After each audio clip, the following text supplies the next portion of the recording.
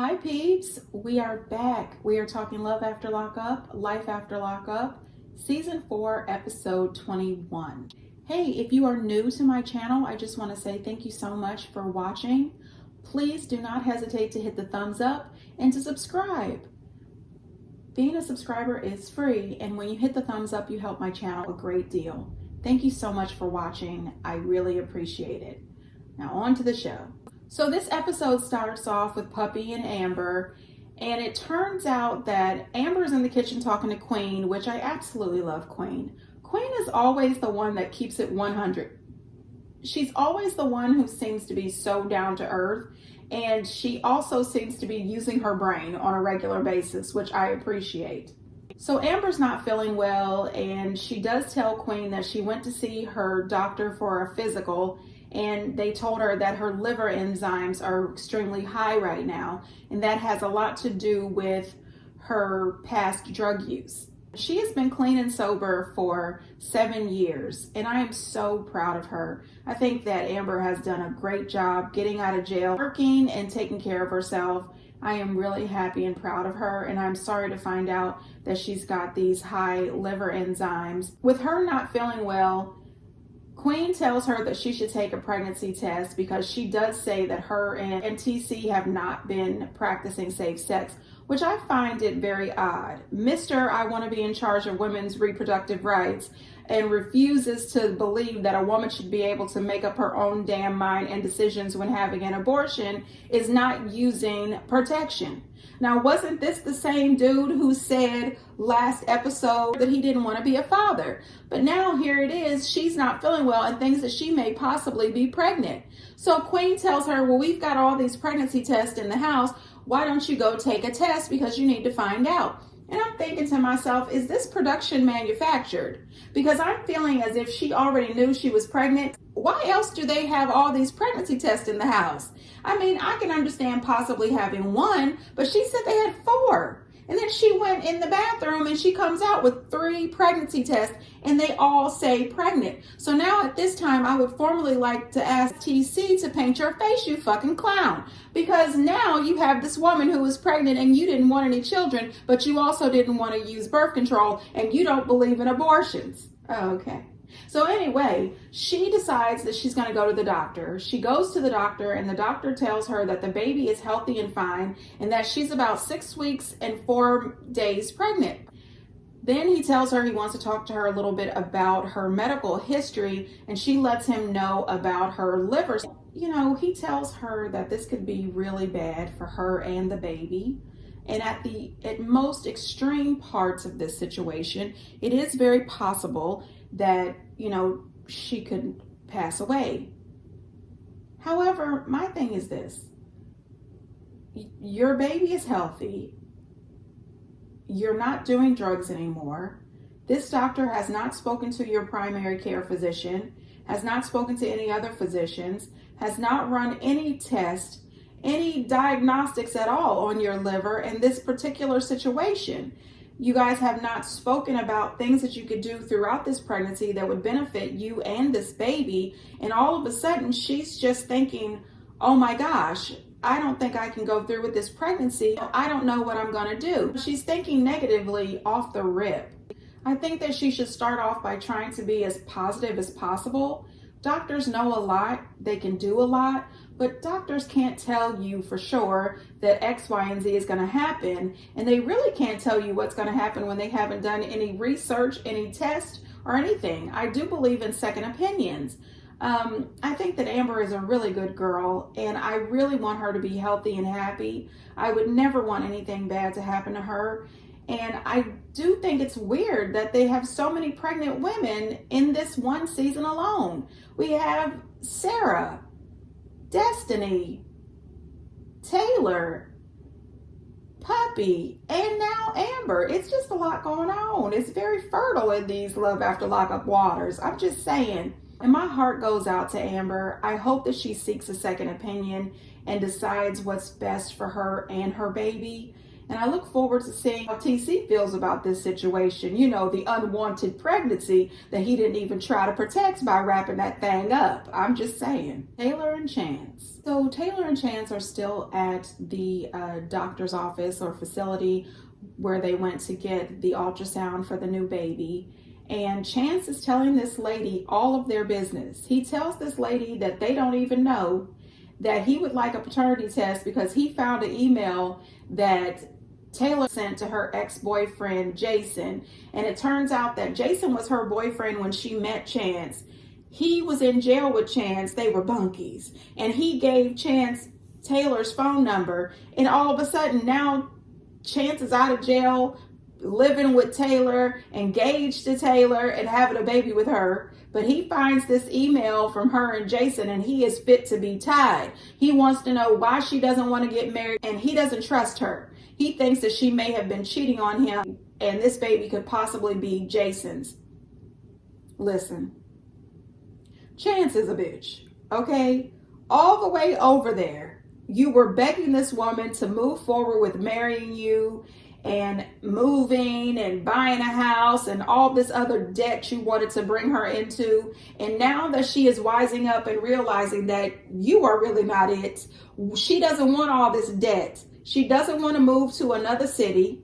She doesn't want to get married to you right away. She needs to focus on having this baby. She's nervous because of what happened with her last pregnancy. And this dude is embarrassing her down to the damn doctor's office and making her take this paternity test. And I don't know anything about a paternity test when the child is in utero. I have no idea. But I thought it was a little weird. They took DNA from Chance. They took DNA from her. But I didn't see them go in to get anything, from the baby. I don't know how that works. If any of you know how it works taking a paternity test when you're still pregnant, please let me know. But she went ahead and took the test. And then when they got in the car, she let him know that she was absolutely embarrassed and pissed off that he would share this information with this lady. He is talking to her saying that she embarrassed herself by sending that email to this other guy. Personally, I think that Taylor made a huge mistake talking to Chance, welcoming Chance into her home around her children and her sister, and she damn sure made a mistake getting pregnant by him. He says that this is a lose situation, and she says, well, if it's a win situation, I win because I know you're the father. No, ma'am. No, ma'am. You lose. The moment you found out you were pregnant by this dude, you lost. I mean, this is ridiculous. Then Bobby comes home. And can I just say, Bobby looks great. She looks healthy. She looks sober. She looks happy. As soon as she gets home, they welcome her into that pissy ass, tore up, I don't give a damn garage. And it was still a mess. Chance is out there with the girls talking about, welcome home, Bobby. Get the hell out of here. This woman just came home from rehab. And you welcome her home back to this damn dump. Talking about, thank you guys for decorating in here. Decorating what? There's no installation. There's no drywall. There's no carpeting on the floor. There's no hardwood floors. There's nothing. This is disgusting. Anyway, Bobby and Taylor do have a conversation, and Taylor explains to Bobby that she feels terrible about her relapsing and that she feels guilty because she thinks that it was her moving Chance into the house that caused her to relapse. And Bobby tells her no, she doesn't have to feel guilty. She took the drugs on her own. It was her decision. She said she was feeling really bad and, she decided to take those drugs. However, while they were having the conversation, that cat sitting on the table real close to the food, it was really bothering me. I really hate when animals are on kitchen tables and things like that. I don't know what that is, but it really bothers me. Anyway, Bobby does admit that she thinks that Chance being there really did propel her to relapse. And everybody knew that. We all knew that. But I was very proud of Bobby for telling her that she's decided to move. She is going to move to Arizona, a place where she doesn't know anyone. So she's not going to get back into the mix with her old friends. She's not going to have to live in the garage. She's not going to have to deal with Chance and all of his BS. And I think that's great for her. I hope that when she gets out there, she's able to find some sober friends, get her life together, and find nothing but happiness. Bobby deserves to be happy, sober, and free of Chance. You know, Bobby does make the comment that her and Taylor used to be really close. And since Chance has arrived there, you know, they're not close anymore. They don't have that connection. And I blame Taylor for that. You should never let a man, especially not one that you don't really know like that you've only been a pen pal with in jail, come into your life and disrupt it to that point. She does tell Bobby that she's pregnant, and I don't know how Bobby didn't realize it. Taylor looks real big and pregnant, so I don't know how Bobby did not notice that this girl was pregnant. However, Bobby seems to be happy for her. Me personally, I would put Chance out of my house. I really would. I would tell him, if you really think that I cheated on you, you should go live in the garage apartment or sleep in your damn car. I just can't stand that man. He is too much. It's the audacity for me. You are just ridiculous, sir. I really do think it's best for Bobby to move. She should not have to be bothered with Taylor and Chance and all of this toxic mess. And you know what? Chance is really going to be devastated. His feelings is going to be hurt. And so is Taylor when they have to pay for childcare. Destiny. So Destiny had her little baby 3 weeks early. He is 6 pounds and 14 ounces. His name is River. And this baby is adorable. He is the cutest little thing. And I am praying for this baby. I am praying that he is somewhere happy, safe, and being loved. He is adorable. We find out that Jason is in jail. I said, oh my gosh, I was rooting for Jason. I thought Jason was about to be the custodial parents. I didn't know that he, was a criminal. But then when you see her talking to her mom, she says that Jason is not going to be released until 2025. And her mom was so excited about Destiny being there with the baby. And she makes these comments that she loves seeing Destiny with the baby and bringing the baby home, which makes me wonder, every time she had one of her children, was CPS waiting outside to take the baby away? What the hell? She never had any of her kids at any period of time? They were all taken from her? I don't mean to be mean or cruel or anything, but with Destiny already having 5 other children that she doesn't take care of, I don't really think that this 6th child has any luck of her being a good parent and staying clean and staying out of jail. We saw in the previews next week, she's back on the phone calling Sean. And I'm thinking, this dude doesn't owe you anything. Her history just doesn't show that she's going to be able to remain clean and sober and stay out of jail long enough to become a stable enough person to raise a baby. I have a feeling that this baby too will end up in the hands of another family member. And I really hate to see that.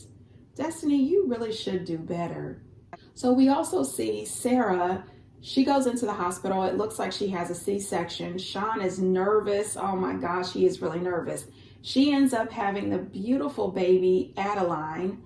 And Adeline is 7 pounds and 14 ounces. She is a chunky little baby with the prettiest big cheeks. I mean, she's gorgeous. She really is. And Sean is excited. I guess he didn't really get the chance to fully embrace raising Grace when she was a little girl because of him and Kelly's relationship. But now he feels as if he's getting a chance to really be there from the very beginning with Adeline. And I'm wishing them the best. I really am.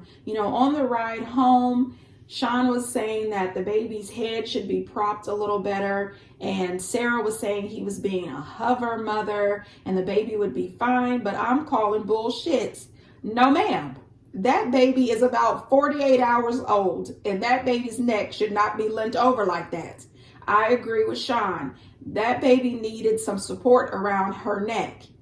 I'm just saying. And then Sean is in the car with Sarah. This woman has just had a C-section. The baby is in the back seat trying to rest. And he's talking about no fun for me. You disgusting man. You damn right. There's no fun for you unless changing diapers and fixing bottles is fun. That's all the fun you getting, at least for the next 6 to 8 weeks. Stay away from that woman's vagina. I'm just saying, you nasty buzzard. So, Marcelino and Brittany, and I would just like to say again, love after lockup people. Love after lockup people. Please stop with Brittany and Marcelino. Amber and Puppy. Kevin and Tiffany. And Brittany and Ray. We don't need to see these couples on here again. All of these stories seem manufactured as hell. This situation with Brittany and Marcelino seems so fake and funny for the check. It really does. But you know what? We're just going to roll with it for entertainment purposes. So Brittany has been doing some digging, and she found out that Marcelino has been out here trying to spread it low and wide, okay? He's been trying to get back with his ex-girlfriend. They've been video chatting. He has been trying to figure out a way to get to the girl. He sent the girl flowers. He set up his own fake Instagram account where he was talking to some prostitute who was known out there in those Vegas streets. Brittany finds him on the Ring cam right after his conversation with this alleged prostitute. And he's all dressed up, okay, thinking that he's cute, headed out to spend some time with this girl, allegedly. He gets home after 2 something in the morning and sleeps on the couch. Brittany is on 107, and let me tell you, I would be too. She's waiting for him to get to the house so that he can pack his stuff and go. There would be no need for that. All of his shit would be packed up sitting out in front of the garage. Swoop your shit up from in front of the garage and get the hell stepping. There's no need for you to darn my damn door or cross over this threshold. We are done. Especially after she finds out the majority of the time that he's creeping online talking to these other women, she's sitting on the couch next to him. That's some low down nasty shit. But let's not forget, Brittany is not innocent either. She wanted him to lay it low and spread it wide with her ex, Amanda. And we saw you naked up in the bed with Shannon. I don't care what you say. Y'all was doing something in there. I don't think that that was innocent. Not at all. Now, her mom, Cindy, was there. And let me say something. Cindy looks good. She looks healthy. She looks sober. I like a little healthy, sober Cindy. I hope she keeps it up. I really do. Keep it clean, keep it sober. You know, Cindy was trying to throw a little jabs here or there, you know, at Marcelino. But listen, ma'am, okay, because we've seen you at your lowest as well. Both your daughter and your son-in-law are both full of shit. They are both shady and they have both done wrong. That's all I'm saying. Then we see Marcelino in the car trying to act as if it's all Amber's fault. It's all Brittany's fault. Calling Amber out of her name. No, sir. You wanted to get down in that bed with that girl. You may have said no a couple of times, but you eventually was with it. Absolutely all the way with it. And so much so that later on you tried to go back and dip into that pond again. And then he's going to try to say that he was drunk. When Brittany confronts him about all of these things that he's been doing, oh, he was only trying to send flowers to his ex-girlfriend and trying to figure out how he was going to see her because he was drunk. No, sir. No, sir. That's a bunch of bullshit. I mean, all the cartwheels, backflips, and the trampoline jumping he was doing to try to make it seem as if he had not done anything wrong and this was all Brittany's fault. Boy, I wish you would jump on that trampoline right into a lake. Boy, get the hell up out of here. Anyway, Brittany's at home chain smoking and sitting next to a thing of golf clubs. I said, this is not going to go well.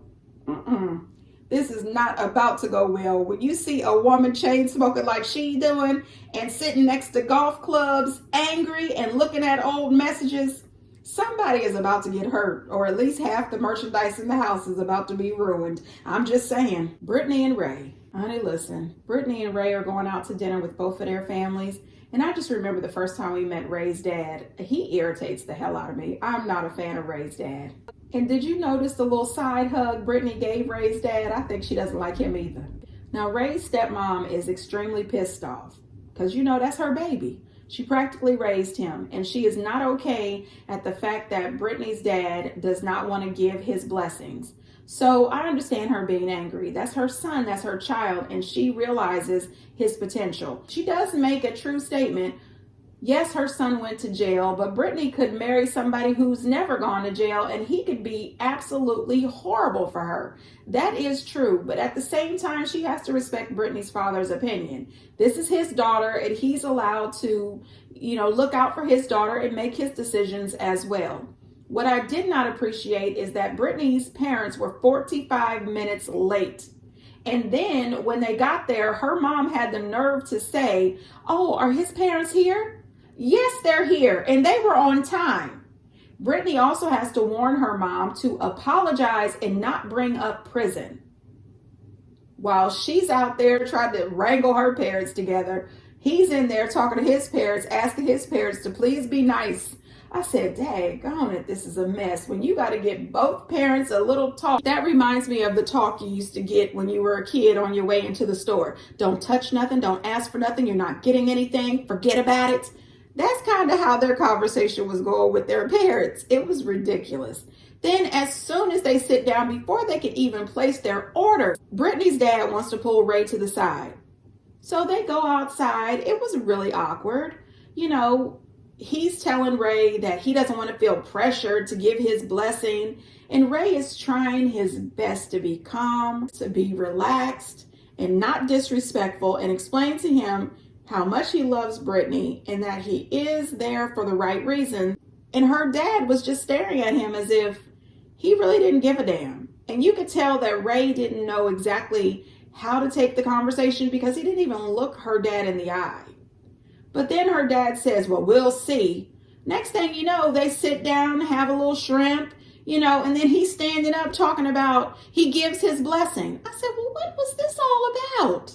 Then after all of that, he makes this comment that he still feels shady about the situation. He believes in second chances. He just wished that Ray would have his second chance with somebody else's daughter. Dude. I understand. I really do. But Ray seems to be a pretty decent dude. Brittany irritates me more than Ray. And Ray, are you sure you want to marry into this family? I mean, I know that they're already married and they're coming up on their 1-year anniversary, but dang, these people are crazy. Anyway, like I said before, Love After Lockup people, we don't need to see them again. Chaz and Brandon. So we find out that Chaz quit smoking back in 2011, and then he married Brandon and became so stressed that now he's back to smoking a half a pack to a full pack a day. Chaz, really, buddy? That says a lot. That right there, when you first started smoking again, should have said, this marriage is not it, and I need to get the hell out. Chaz's mom calls and says she wants the address so that she can mail Brandon a card. And he says, do not send her a card. Do not send anything to her. I found out she's not a good girl. Boy, you knew she wasn't a good girl from the jump. Oh, just for the record, current day, Yola is back in jail. I'm just saying. So Brandon calls Chaz and tells him that they can meet up. And she wants to meet up with him where they got married. And he's so relieved because he says for the past few days, which yes, he is still in Portland. Boy, if you don't take your ass home, he's still been sitting around in Portland for the last 2 days, texting her nonstop, and she has been ignoring the hell out of him.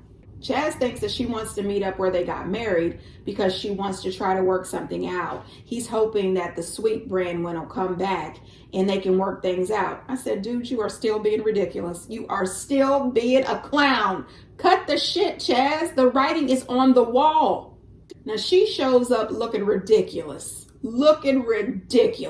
She is wearing 2 types of plaid, a little bit of lace. She is wearing raggedy hair weave. She's looking like Snuffleupagus at the eyelashes. And she's got on these high heel shoes that are about 6 inches that she cannot walk in. I don't know if she has one of those appointments after this. I have no clue, but she shows up being just as nasty as the day is long. As soon as she tiptoed into the park because she could hardly walk into the park. It was ridiculous. And don't think that I didn't notice it. Every time she says to Chaz, "You called me a prostitute," that the shady cameraman zoomed in on them shoes. I said, "Oh God, WeTV, you're doing too much." Chaz, listen, go on home. Go on home. Brandon is for the streets. Well, when she showed up there, she looked real high. She looked real high. I said, "Oh gosh, Brandon, can you even stay awake during this conversation?" She acted as if she was such a good wife to him, that she had done nothing wrong. This is all his fault. He was talking to Tani and talking to her. He's probably talking to other women as well. How dare you not trust me? I'm such a good wife to you. I was so sweet to you. She even had the nerve to say that she felt like he had scammed her. This woman tried to gaslight the shit out of Chaz, and it worked. And then all of a sudden he pulls out these divorce papers. I said, all right. She froze up for a minute. I think she was thinking, damn, does this mean I'm not going to get any more money out of him? As a matter of fact, he asked her, could he have his money back, all the money that he sent her? You know you wasn't getting no money back, Chaz. Then he tries to walk off. He's chain smoking, honey. Chain smoking and walking around his car. I said, boy, get in your car and drive to the airport. Go home. No, he tries to come back, trying to talk soft and quiet with her again. And I think he wanted to give it one more try. I said, boy, if you don't stop. She again goes off on him. This is all his fault. He used her. By the end of this, Chaz says, I hope you don't catch anything. And he wants to see her locked back up again, and says that when she gets locked up, he hopes she calls him for money because he's going to hang up on her ass. Listen, Chaz, the truth is, I think that if she does go back to jail, you will be the first person she calls, and you will absolutely be sending money. What I think is best for you right now is to try to pick up the tiny, tiny bit of dignity that you have left. Go home. Get your divorce and some patches. Get your life together. Kevin and Tiffany. So this man is a complete idiot. He lets us know that it's been a week that he's been texting and calling Tiffany, and Tiffany is not returning any of his calls or texts. And he has no idea why. Boy, if you don't shut the hell up, you know exactly why. So she finally responds back to him and texts him to delete her number. He's going to text her back talking about what's going on. She sends him the video that Kayla sent her, and he has the nerve to text her back saying it's an old video. Tiffany, just block him. Block him on your phone, all social media, email, everything. As a matter of fact, change your number. It's worth it.